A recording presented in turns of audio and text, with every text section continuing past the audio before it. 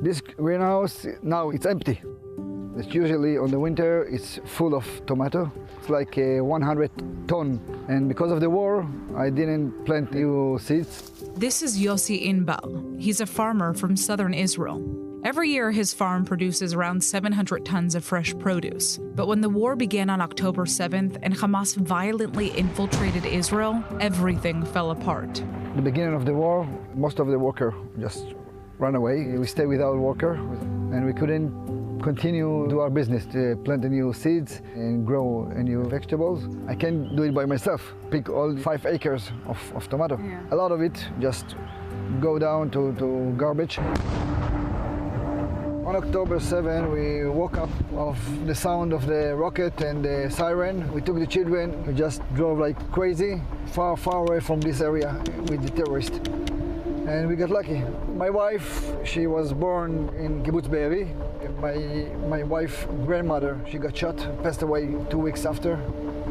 Yossi's farm and home is in Moshav Oat, just 5 miles away from the Gaza border. When the war started, his family was forced to evacuate for over half a year. But Yossi decided to come back the very next day to try and convince his farm workers to stay on the farm. How many workers do you need to actually harvest these vegetables? About 15. So you're saying you need 15 workers for this greenhouse? For this greenhouse. So and you lost half of the workers when the war began? Yeah, but I don't have one greenhouse. I have many. Most of the farm workers in Israel are foreigners, and many have fled the country since the outbreak of the war, causing the agricultural sector's workforce to go down by about 40%. The labor shortage has triggered a major food crisis, and the impact has been particularly rough for farms close to the Gaza Strip, a region that's responsible for 75% of Israeli vegetable production. How were you able to at least save some of the vegetables that you had here? The beauty of the Israeli people, when you need them, they come to help you. Yeah. Many, like thousands of Israeli came from the center, from the cities to help us. Right. Every day, they help us, they save us.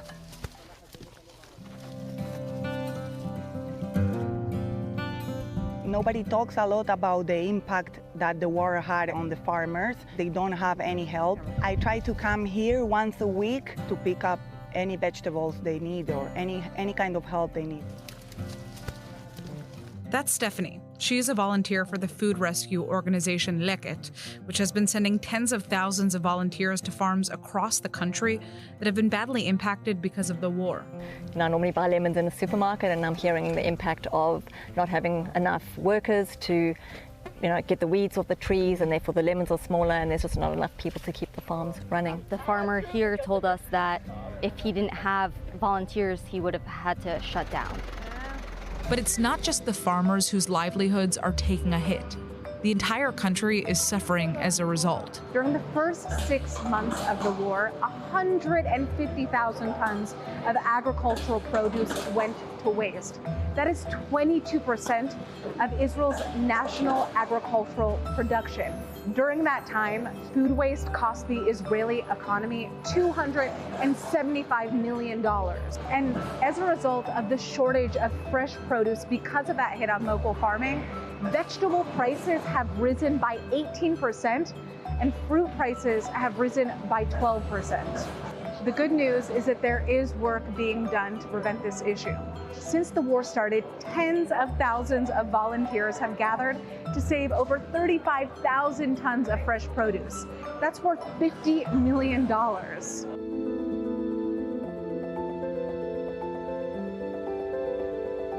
We're at the Leket warehouse. So all the produce that you see here has been picked by volunteers. It's going to be, of course, delivered to people in need.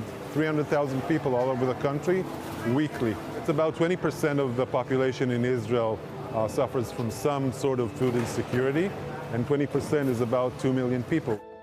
Leket has been feeding the needy for over a decade by collecting and redistributing food that would otherwise be thrown away by farmers or restaurants. You see these are small avocados, and again it goes down to what the farmers can pick.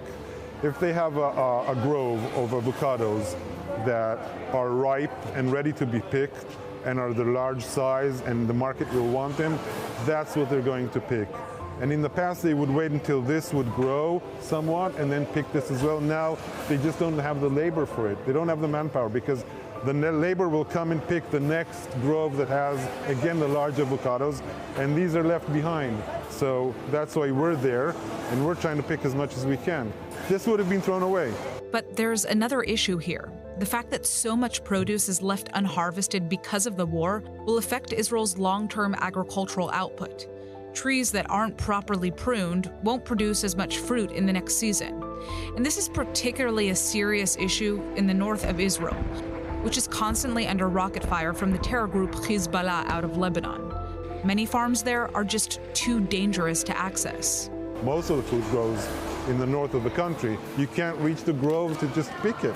Do you have volunteers who are going to the north as well? Absolutely. We try not to bring them to areas there's immediate shelling, but you can't know. From what I heard from farmers that we spoke to, that I've met, they're saying only about 70% will go back. Who's going to farm the land? Leket has been doing everything it can to try and support local farmers, even providing them with financial grants to cover their losses, since many say that they feel completely abandoned by the Israeli government. But even so, the looming question is whether or not the Israeli farming industry will ever be able to go back to what it once was. Farmers are cutting down because they're not sure if they can pick or not, because that's the most labor-intensive part of their work. So they're saying instead of growing a plot of, 100 dunams, I'll do 40 dunams.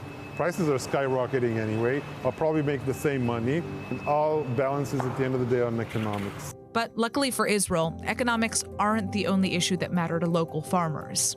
And many, like Yossi, say they won't abandon ship, no matter what happens. As a farmer, it's my responsibility for the country of Israel, for the people of Israel, to supply them the vegetable. They count on us, and we never give up. Although the war is still going on, it's the only country we have. We need to take care of it.